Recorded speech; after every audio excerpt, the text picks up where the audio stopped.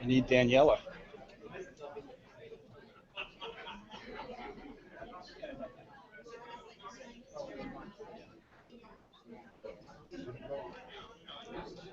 Alan, I need Daniela.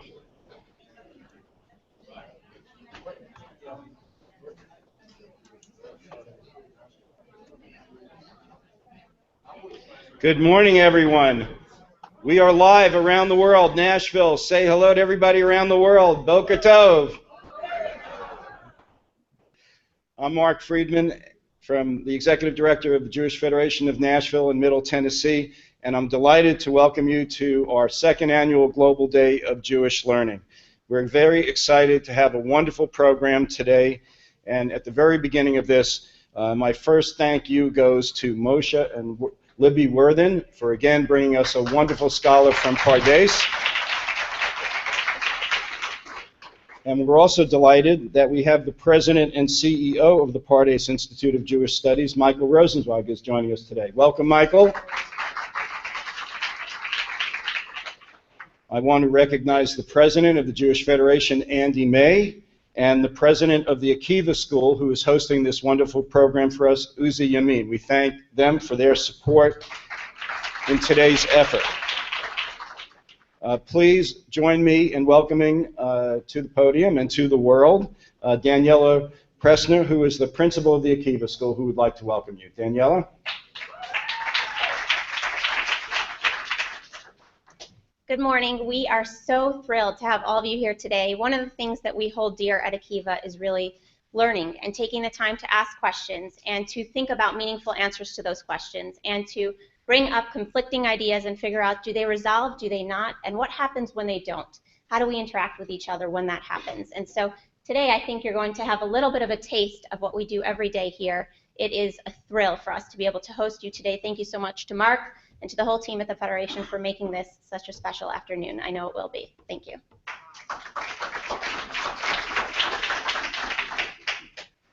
For my staff, I'd like to offer special thanks first to Alan Cummings, our incredible IT guy, who has been running all around the building and coordinating with the Olive Society to make this broadcast possible.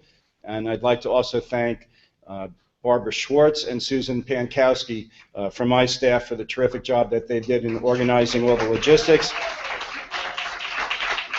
and all of the volunteers. And I see, just fresh from the airport, I do see Alina Gerlovin-Spalding has arrived from her overnight party in Chicago. Welcome, Alina. Thank you. The staff of Akiva really is extremely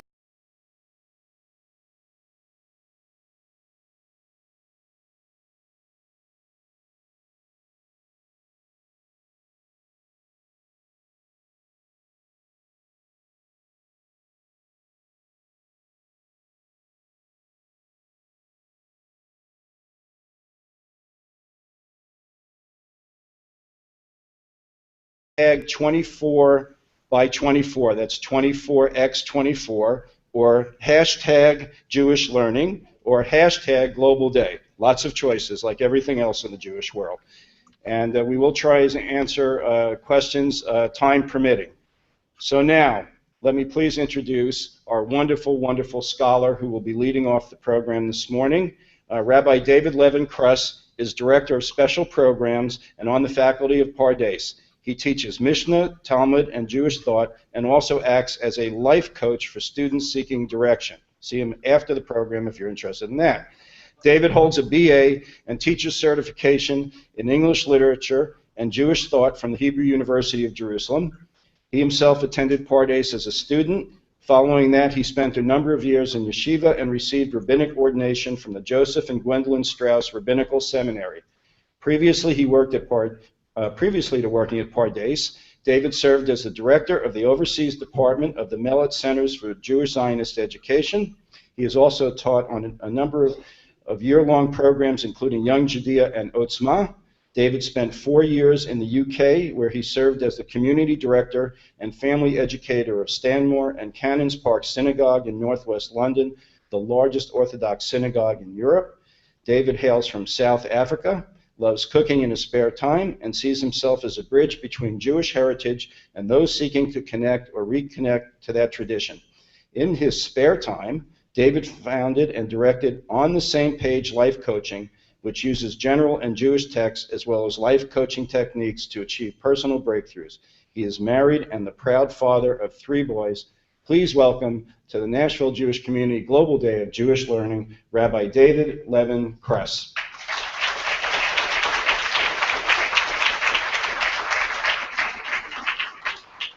Thank you very much, Mark, for that really, really lovely introduction. I have to say I couldn't have written it better myself. I'd like to echo all the thanks, and I'd like to spend some time learning. But before we start that, in addition to echoing all the thanks, I would like to say a personal thank to Pardes for nurturing me both as a student, as a teacher, and to Rav Steinsaltz for what he does for the Jewish people and for this wonderful day. I've been waiting nearly 50 years to do this, but I do want to give a shout out to my mother who's watching, who's recovering from an operation. Please God, we should only have health. And my remarks today are in the hope that that will happen. When I saw the topic creating together, and I know a little bit about Nashville from the Worthens, I immediately said this is the perfect place to be speaking about creating together, because this really is a community where people across the community cooperate, get along with each other, there are friendships and there are affiliations within denominations, and it really, really is a wonderful place to be speaking about creating together. However, I also know that it's not so easy to get along, and very, very often, without trying to rain on anybody's parade, very, very often if we wanted to speak about some substantive issues, it could really happen that people who on the day-to-day level get on very, very well and cooperate, we would find that there's a lot that divides us, and we're not always sure exactly how to balance what we really believe in, combined with the desire to be friendly to others, to work together with others, to be one people, one Am Yisrael, while at the same time maintaining our identity and who we are. What I'd like to do together with people today is look at 3 texts that come from the Talmud or from the oral tradition, 3 texts that speak about the whole issue of pluralism, of diversity. These texts, I hesitate to say it, are almost trite texts. They're texts that are brought out every time somebody wants to say, look how beautiful it is, look how wonderful it is, Jews should all get together. Let's just sing Hinei Ma Tova Manayim and do Kumbaya and go to the International House of Pancakes and have a good breakfast and everything will be fine with the Jewish people. These are the texts that are brought out every time. I'm going to be a little bit nasty today, and what I'm going to do is I'm going to unpack them and show them that even though they look and sound like these very, very beautiful texts, in fact, when we look at them deep inside, they contain within them the real issues that many of us in the Jewish world grapple with today. Okay? Everybody good? Yofi, great. So for people who are here in Nashville, it's in your pack. For people who are watching online, it's one of the source sheets that is available. It's called What Price Pluralism? Okay. So the first text we're going to look at is from Yoma 9b from the Babylonian Talmud. It's about groundless hatred. And the Gemara asks, why was the first temple destroyed? Because of 3 offenses committed: idolatry, sexual immorality, and murder. These are the 3 cardinal Jewish sins, the 3 prohibitions that one is supposed to choose death rather than transgress. And the first temple, according to Yoma, was a really terrible time. People were doing these terrible crimes, and therefore it was destroyed. But why then was the second temple destroyed, asks the Gemara, given that the Jews of that time studied Torah, kept the commandments, and performed acts of charity? And the answer is, because of groundless hatred. In Hebrew, sinat chinam, free hatred, hatred of the free. It's not clear what the translation is. That teaches us that the offense of groundless hatred is the equivalent of the three sins of idolatry, sexual immorality, and murder. Whoever wrote this text was not mincing their words. To hate another Jew, to hate somebody else, is equivalent of breaking the very basis of the Torah. Idolatry, sexual immorality, and murder in their own way, all are a break of relationship. Sexual immorality, the break of a relationship with a partner. Murder, the ultimate break of a relationship. And idolatry, a break of a relationship with God. These are all three very powerful breaks, but hating somebody, according to this, is equal to those three.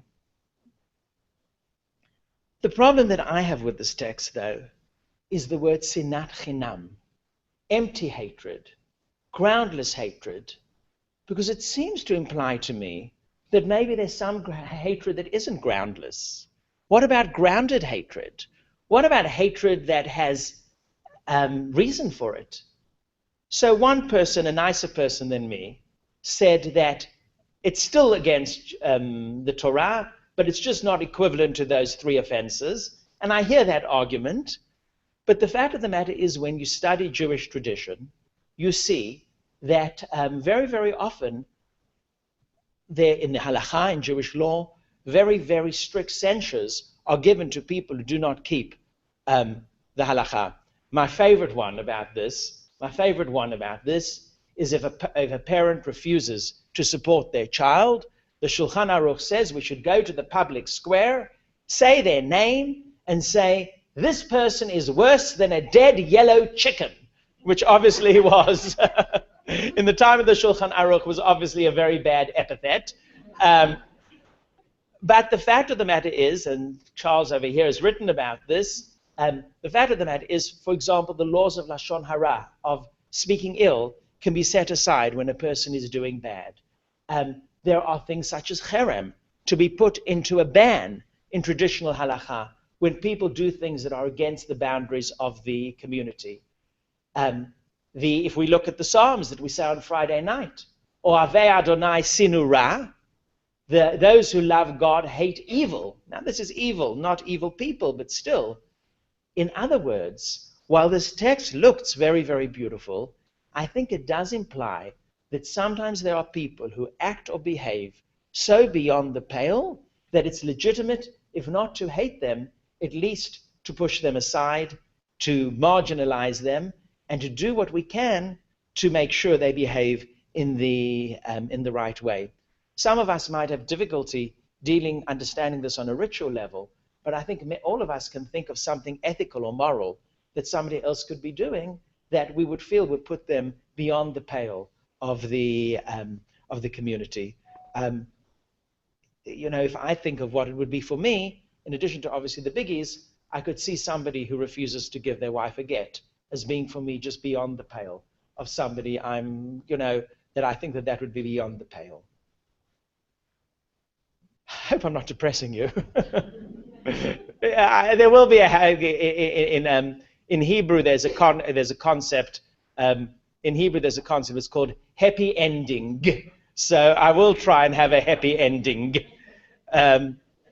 Let's read the famous story about Aaron the Peacemaker.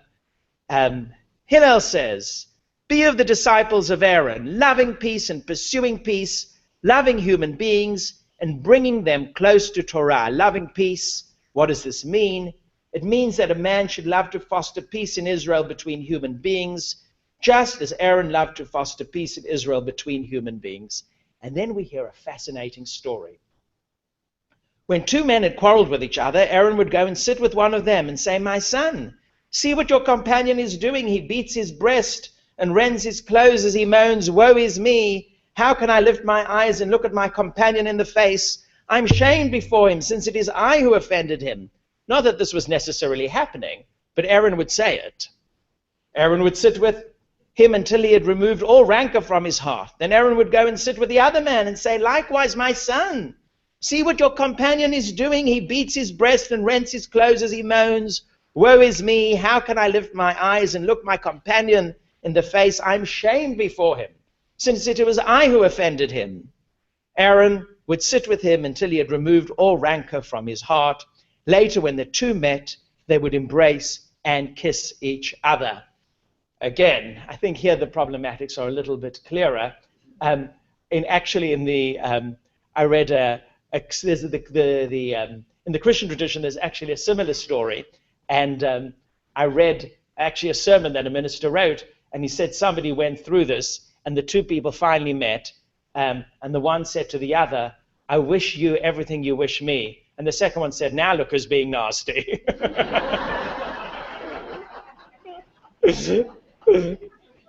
But there are a couple of things that I do wonder about over here. First of all, what do the two people feel when they find out what has happened? You know, it's not impossible to imagine them speaking and asking themselves, you know, what happened? What did Aaron say to you? So I wonder about that. But on a deeper level, I think this asks the question, which is really the question that I presented. Can truth and peace coexist? Is it possible that we can hold firm to what we really believe while at the same time behaving with another person in peace? And I think it's very, very interesting. This passage praises Aaron as a person who created peace. Aaron is the person who caused people to be friendly with each other. But Aaron was the one who built the golden calf. Aaron was the one who did that crime. Did that happen because he was too kind to people, too able to make peace? Is there not a time when a human being has got to say this far and no further? Is everything about just getting along with each other? So we have a first text. We have a first text that shows us the question, or asks us the question, or forces us to ask the question, are there times when it might indeed be legitimate to put people beyond the pale? A second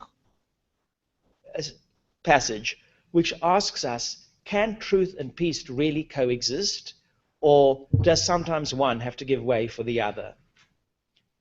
Moving to the third one, Hillel and Shammai. Again, Hillel and Shammai were rival schools in the temple period.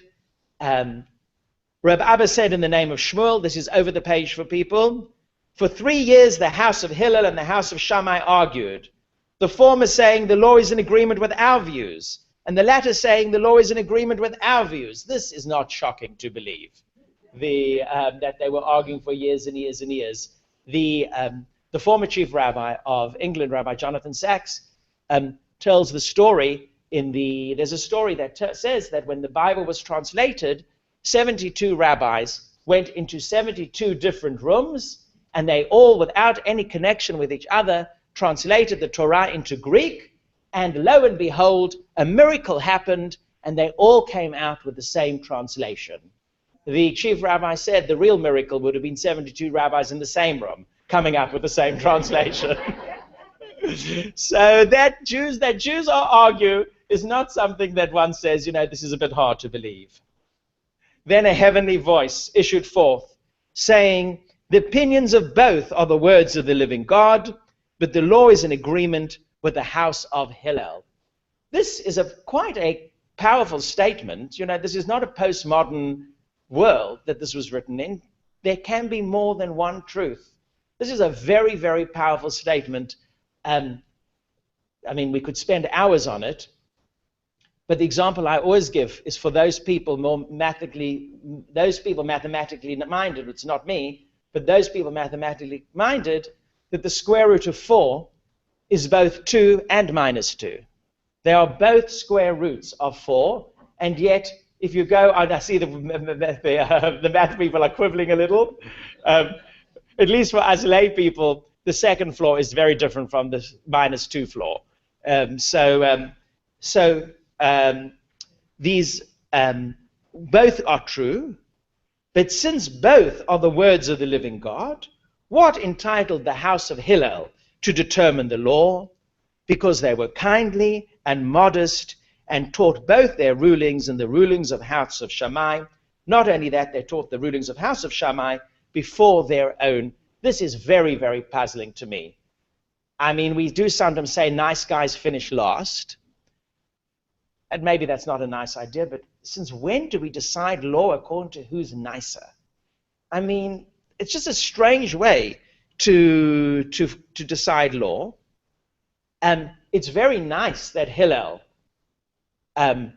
said Shammai's opinions first, but also if you give somebody else's opinions first and then give your own, I think the latter one is the one that wins. You know, Beit Shammai said, I mean, I prepare classes all the time, so I know about this manipulation. You know, Shammai first, isn't he great? Isn't that an interesting viewpoint? But come, let's give you the real Torah afterwards. So I think there are problems with it. First of all, historically, it's also not true, this. Historically, the reason that Hillel won is that they were more numerous. That's the historic reason why Hillel won. But those are smaller points. I think the bigger point over here is that Hillel and Shammai are both true, but ultimately one standard was decided. That was the Hillel standard. It's nice for Shammai that it's true. It's nice for Shammai that he gets a shout out. But there are no Shammai houses all over the United States of America. Hillel won, and Hillel won,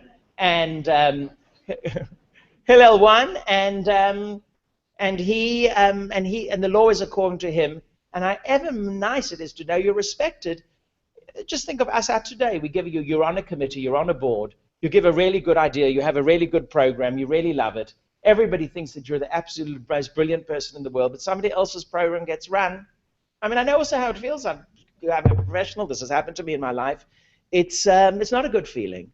So the question is, how much of a nechama, how much of a comfort this really was for Shammai. This is actually a comparatively nice story. There are stories on the 9th of Adar, which is a little bit before Purim. The stories on the 9th of Adar, how they came to blows and worse. And in fact, Pardes this year is going to be commemorating the 9th of Adar with lots of different programs in which we are going to encourage Jews to get along with each other. Under Daniel Roth, one of our teachers, we're actually like reviving an old day, and I hope that people here will be involved with that.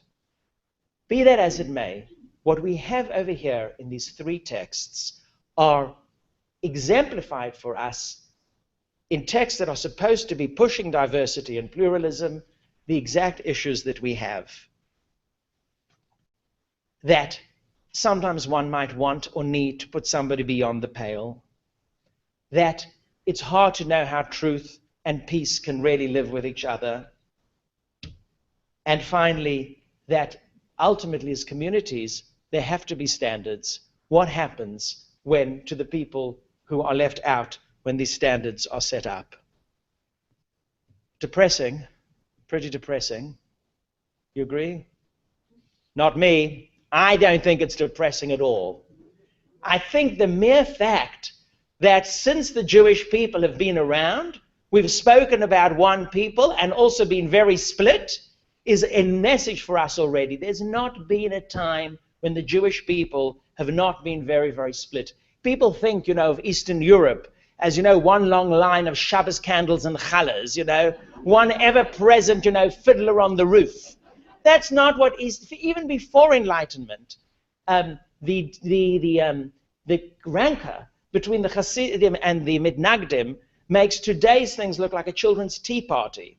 If you go to the Second Temple period, the fight for legitimacy, which eventually led to Christianity and other groups disappearing, the fight for legitimacy, again, we are amateurs at not liking each other. These were it's true. Throughout Jewish history, people have had difficulty with each other.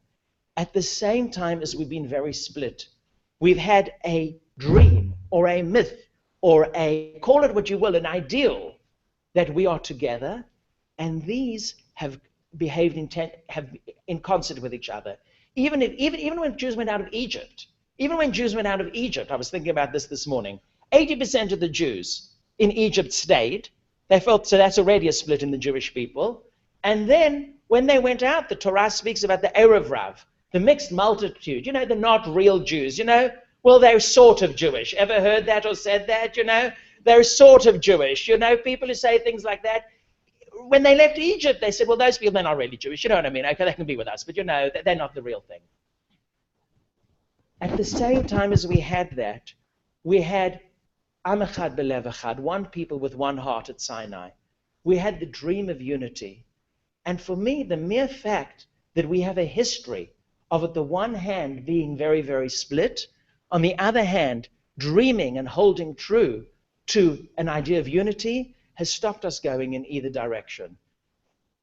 Another thing that makes me feel not so sad is that if we look at these texts that we've just looked at the same time as they have the problematics, I think they also have the answer to the question of how to get along with each other.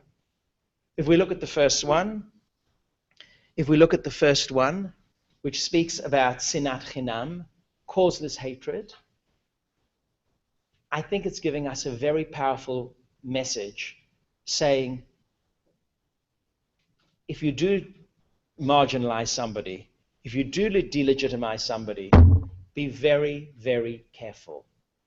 Don't do it with ease. Make sure that you're doing it for the highest of motives. Make sure it's not causeless hatred. Make sure that it's not being done because of personal motivations. If we look at the second one,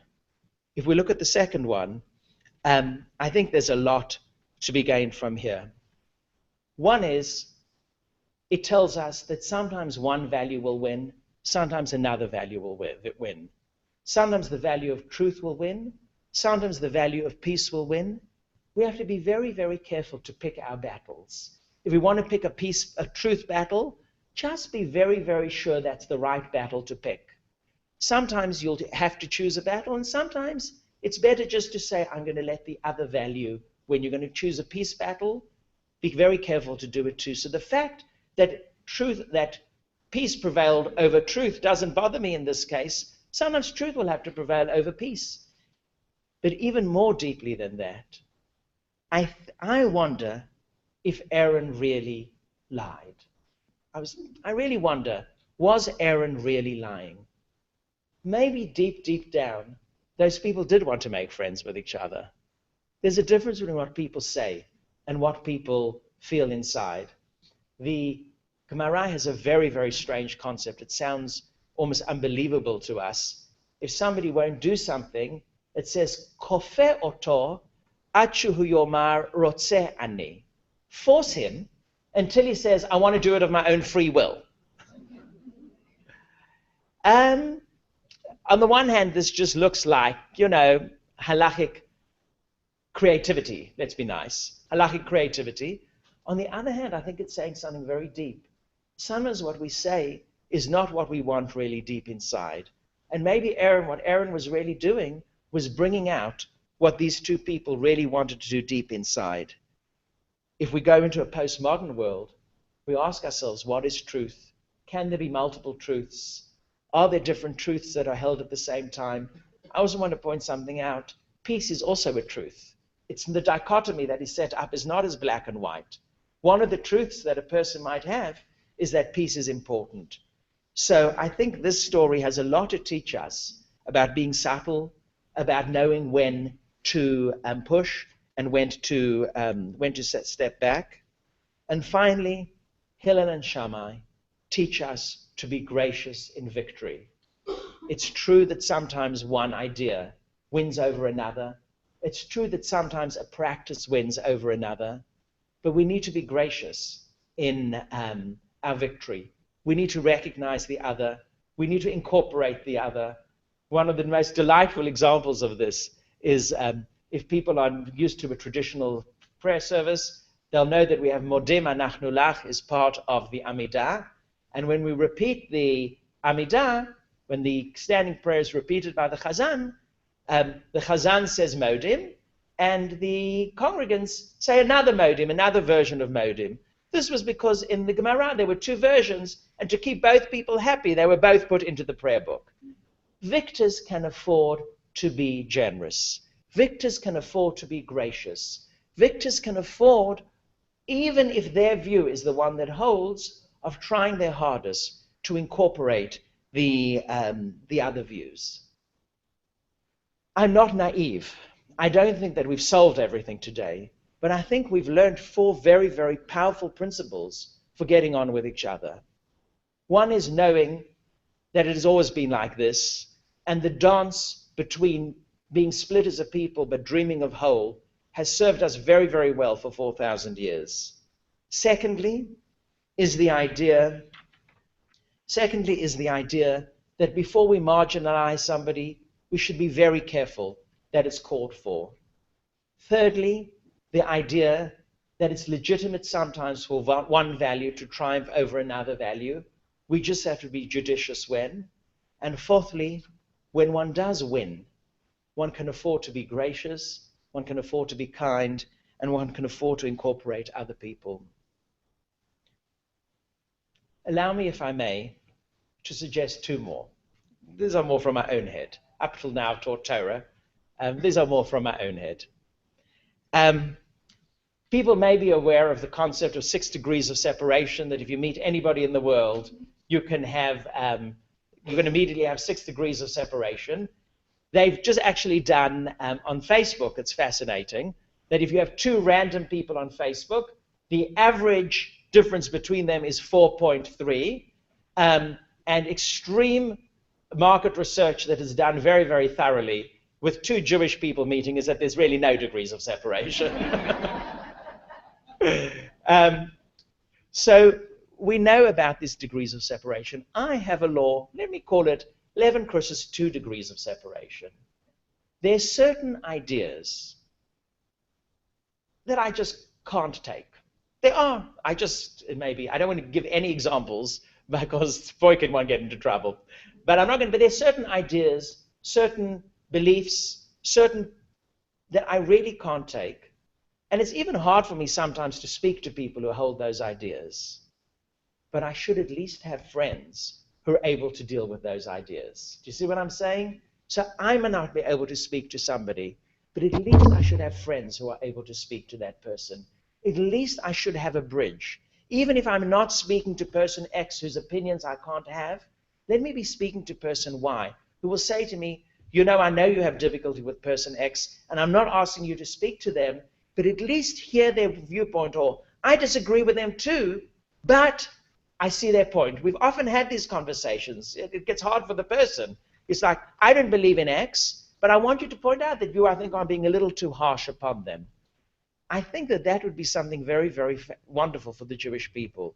If we said, hey, and it's doable, to say everybody's got to speak to everybody all the time, very, very hard. But I'm able to speak to people. I'm able to expand who I'm willing to speak to. I'm able to make myself uncomfortable speaking to other people. And this is what we tell our students at Pardes. Pardes is a wonderful example of a place where truth and peace work together. And it's a wonderful place where sometimes we have difficulties with truth and peace. I always say to people, if you're all a little uncomfortable, that's good. Sometimes we need to stretch ourselves. So one is Levin-Kruss's 2 degrees of separation. The second idea is a beautiful Hasidic idea, which I'm going to play with a little bit. How many shopping days to Hanukkah? Like 10 shopping days to Hanukkah, whatever the case might be. It's already time. I see that the bakeries, even here, are already selling jelly donuts. So certainly the time has come for Pesach, Divrei Torah. I think that the time has come. Hillel and Shammai. Let's go back to Hillel and Shammai. Usually we think of the difference between Hillel and Shammai as Hillel is the goody and the niceys and Shammai is the strict one. There are more sophisticated ways of looking at it. One way to look at it is that Hillel said, given the world the way it is, how do we keep the Torah?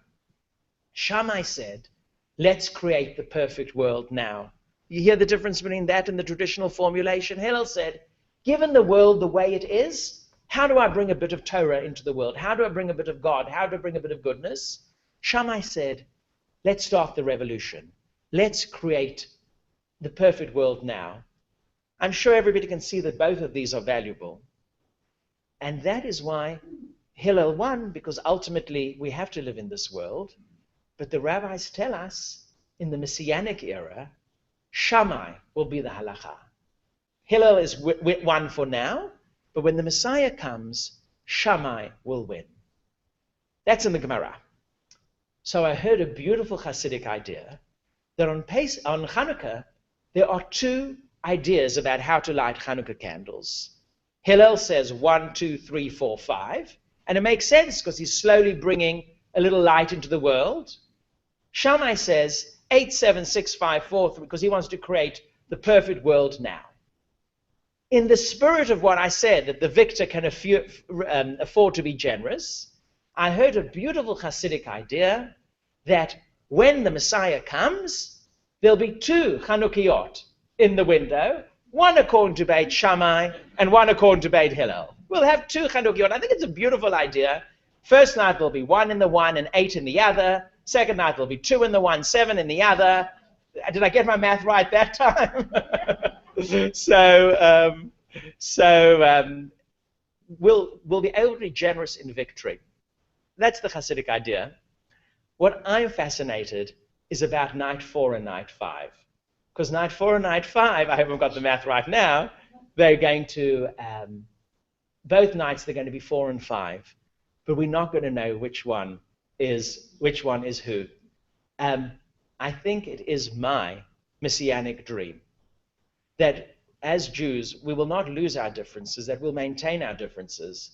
Our differences will be important to us, but when it comes to the outside, when it comes to how we look, when it comes to how we relate to each other, we will understand that what joins us is stronger than what divides us.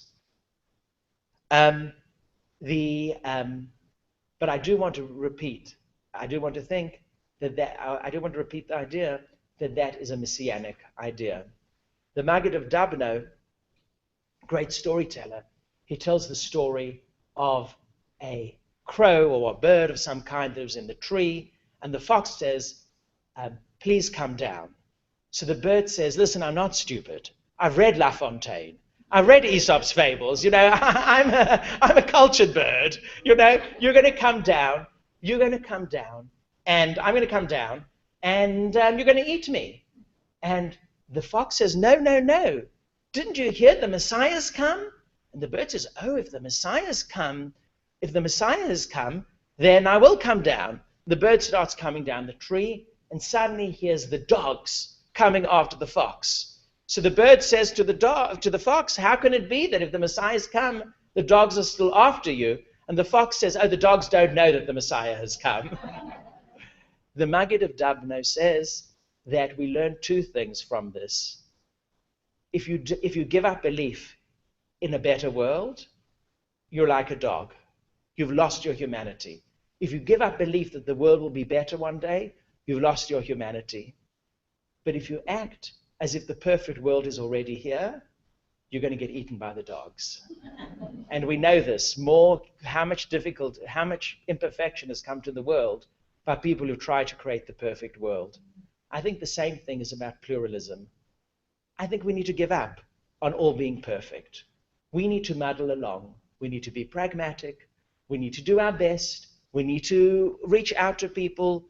We need to make, when difficulties come up, we need to find ways to solve them.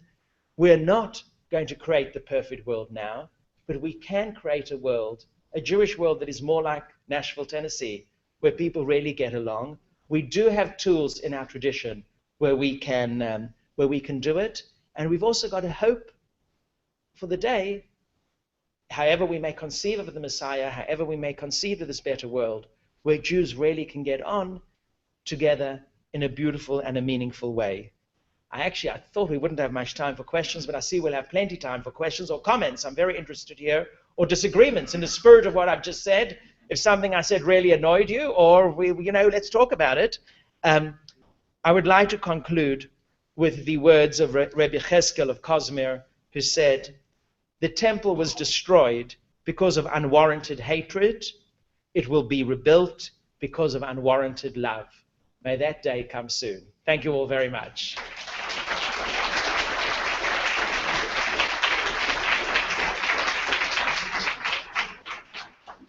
Ladies and gentlemen, thank you very much. I think what we'll do is we'll do 1-1. We'll take one question or comment. Either is fine, and please don't feel bashful about disagreeing if you want to. One question or comment from Nashville, one question or comment from the world. Have things come in? Okay. Right now, the world is still thinking about their questions. Why don't you take one from Nashville? Please come up to the microphone if you'd like to ask a question or make a comment.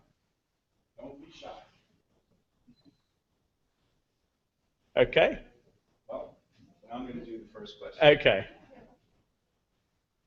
Rabbi Levin-Kruss, first of all, thank you for a wonderful presentation. You gave us a lot to think about, especially the part about perfection. I heard that the definition of perfection was once the only time I thought it was wrong was when I thought I made a mistake. So, very good. I just came back from the GA, and obviously there was a lot of discussion about the Pew study, which has leveled some interesting commentaries on the status of the American Jewish community.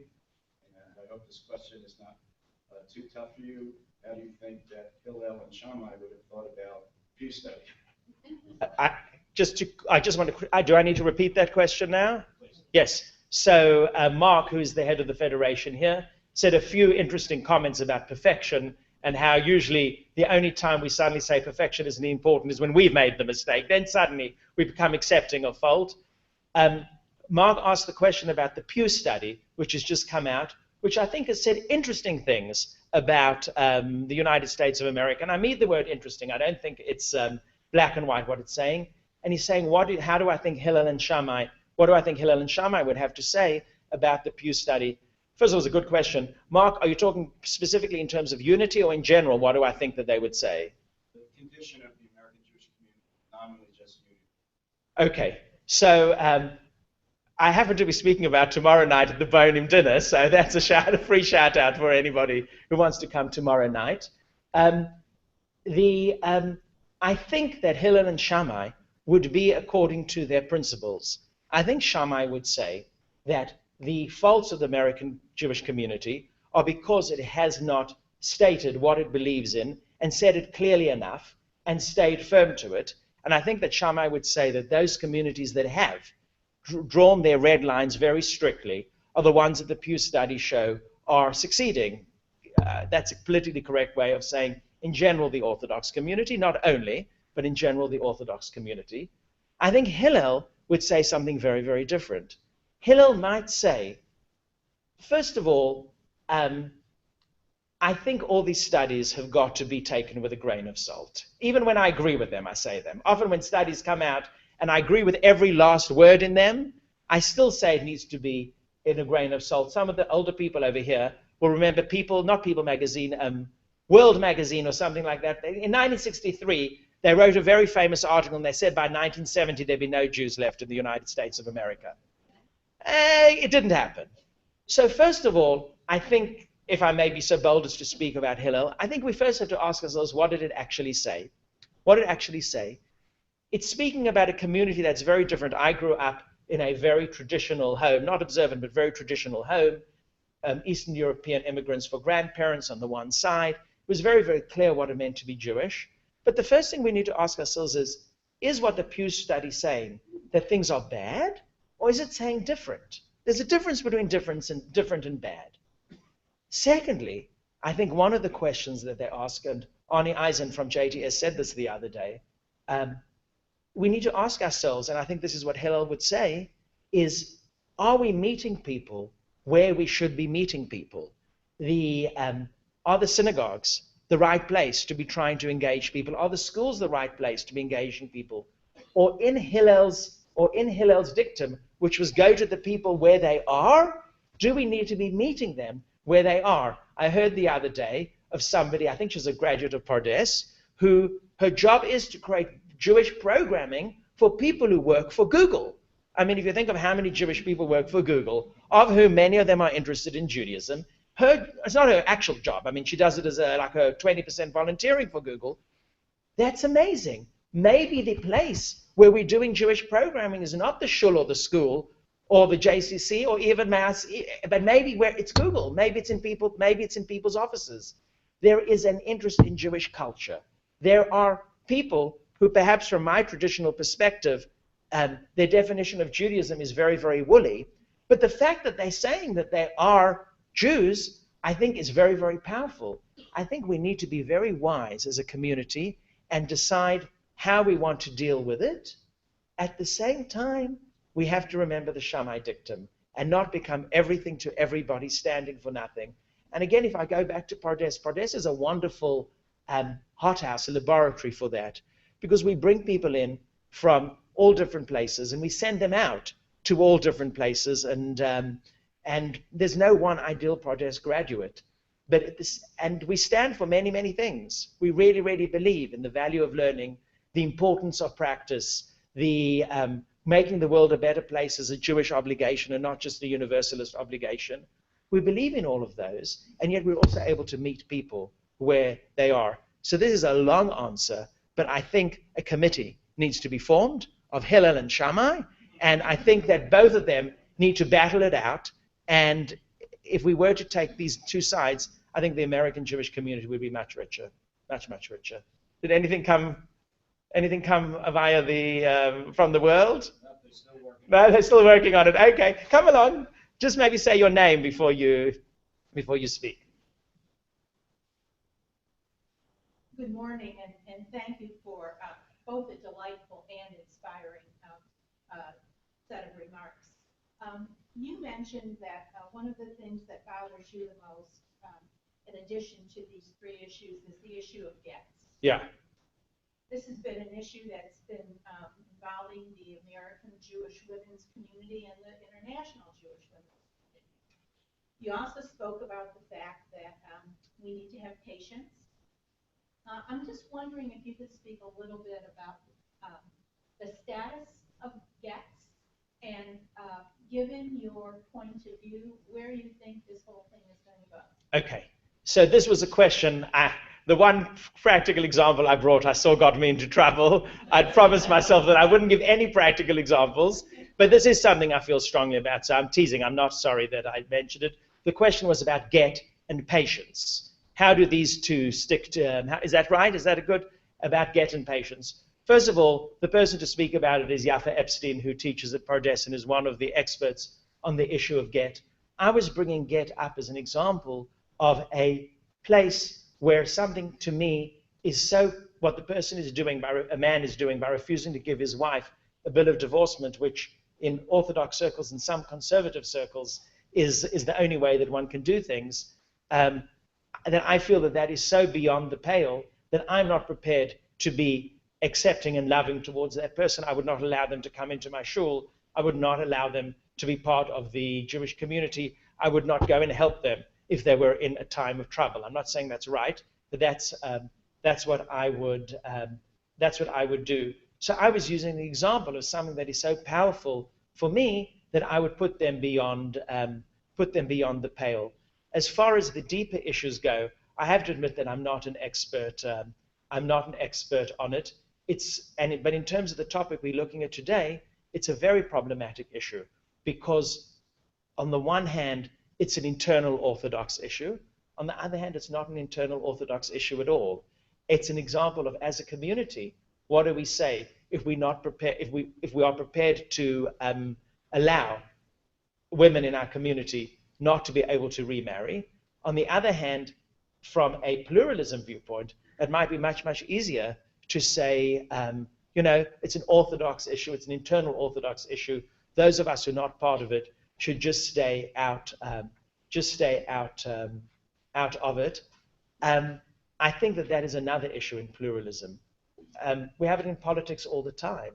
When do we say what a country is doing internally is so wrong that we need to interfere in what we're doing? We have it in Syria, we have it in many places at the moment. When do we say that what a country is doing internally is so wrong that we have to intervene? When do we say what a country is doing is wrong, but we're going to intervene because it can affect other countries? When do we say what a country is doing is terribly wrong, but we're not going to intervene? I think that the same thing happens within the Jewish community. I think the most powerful thing that we can do at the moment is create lots and lots of pressure when these cases come up, keep them absolutely center stage, and make the people who really have the power in this understand that these are non-negotiables. And frankly, I would, before giving money to certain organizations, ask their stance on this. I think that there are that's where I'm with Shammai. That's where I'm with the critique. Sometimes one has to say, I stand for certain things. I don't know if that answers your question, but those are some different thinking in that area. Any other questions? Any other comments? Yes, please come up. Steve, correct, Hirsch? Yeah.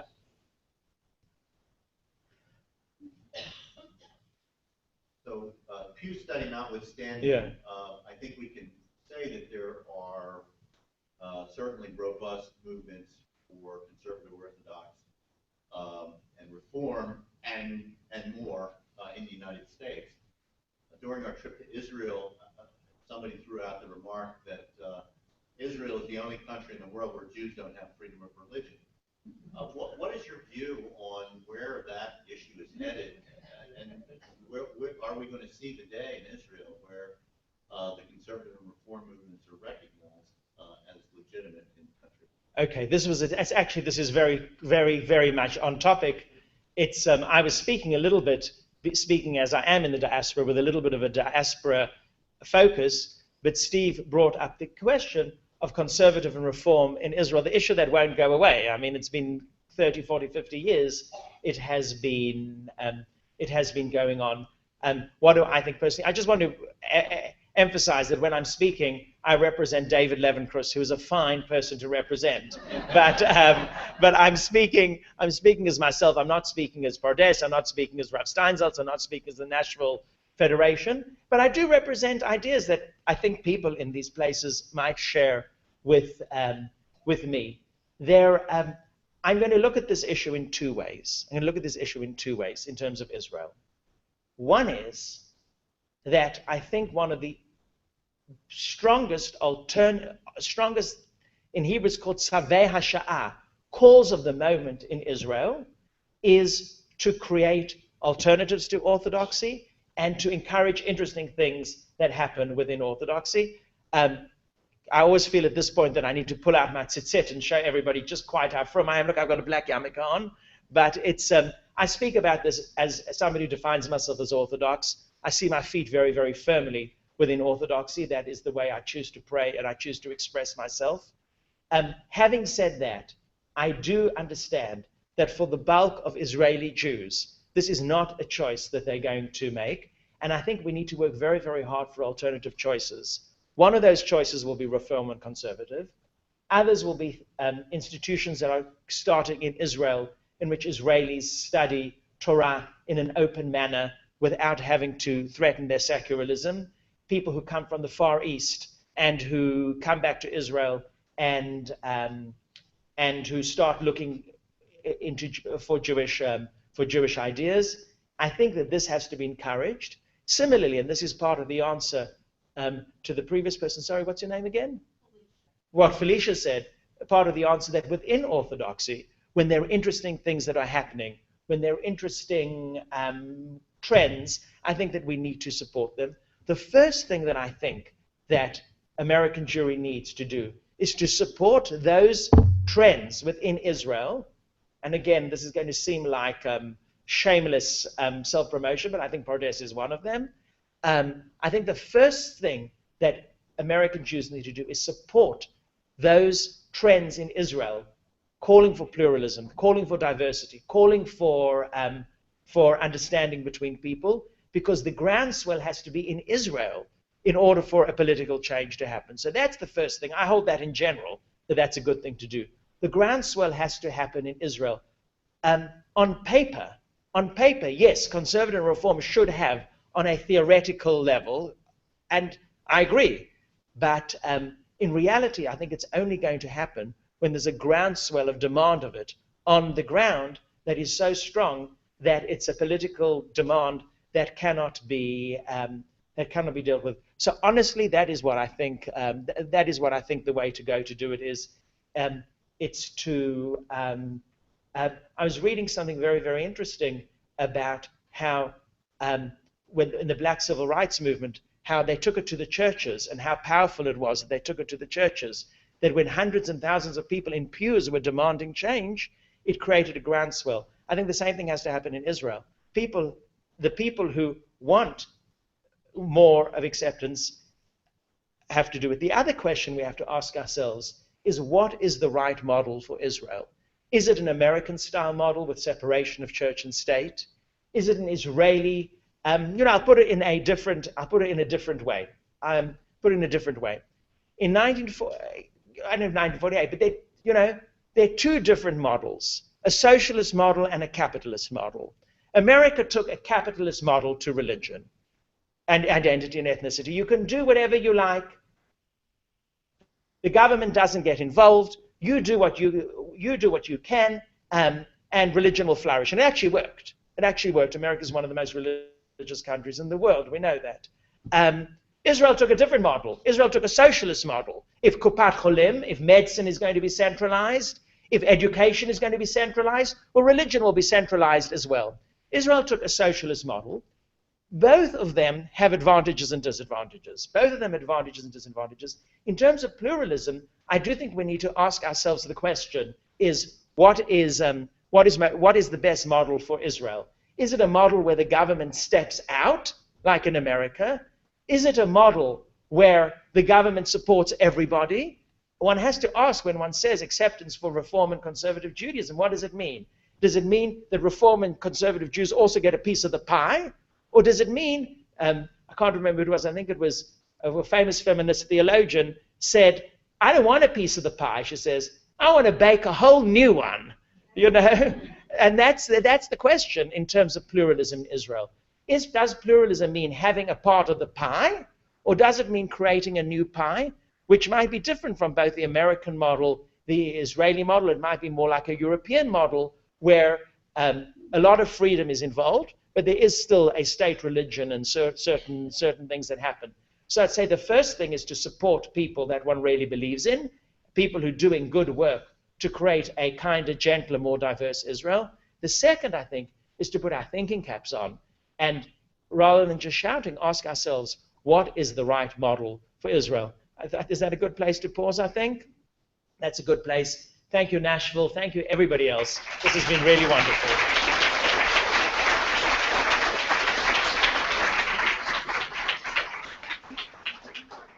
Rabbi Levin-Kruss, thank you for bringing your perspective, your wisdom, your wit to all of us. We really enjoyed the presentation. I see in the back room, Uzi Amin is here, the president of the Akiva School. Uzi, welcome. Thank you for joining us this morning. And Uzi will have an opportunity to speak with us just at the beginning of the lunch hour later on today. Now we are going to start heading to the breakout sessions. Let me just give you a little bit of